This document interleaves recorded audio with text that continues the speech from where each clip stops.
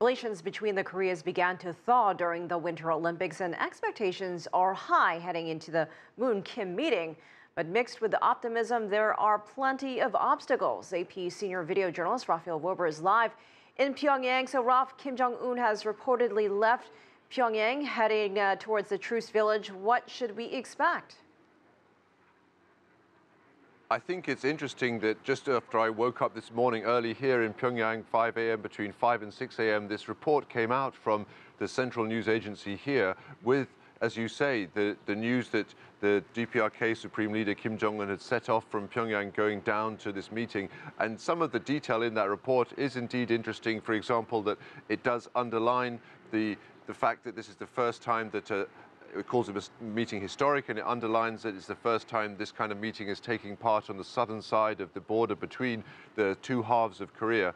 And as well as that, it also includes language stressing that the DPRK's leader, Kim Jong-un, is going to have what it called open-hearted talks covering all the issues arising on the Korean peninsula with the South Korean President Moon Jae-in. And this is one of the things which, since the beginning of this year, is also noticeable, that the DPRK, in its official statements, refers to the leader in the south of Korea as president, using his title, and that's something which is quite different to past years.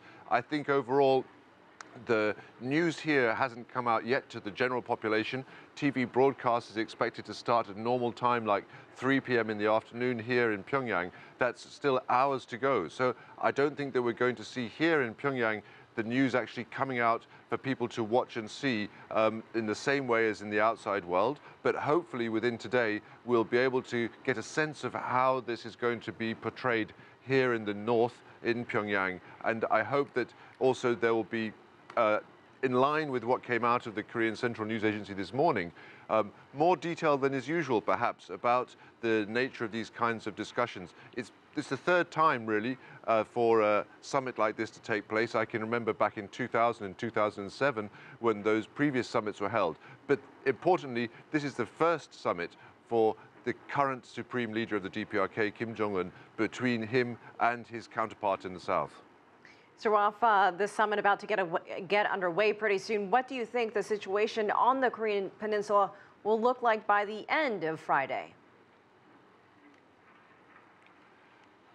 At the moment, the best one can hope is that the kind of meticulous preparation that's gone into this summit is an indication that both the authorities here in Pyongyang and those in Seoul have agreed on an outcome that can be satisfying and continue the momentum of inter-Korean reconciliation.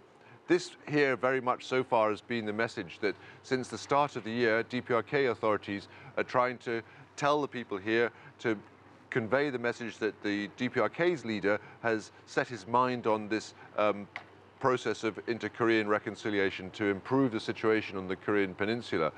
I think that of course, has been mentioned many times, the devil is in the detail, but certainly what we can hope for by the end of Friday is successful photo opportunities, what would be seen as a kind of landmark meeting. Yes, the first time for the current DPRK leader to meet his counterpart in the south, and something on paper which gives continued momentum to this process of inter-Korean reconciliation. All right, Rafael Wober live for us in Pyongyang.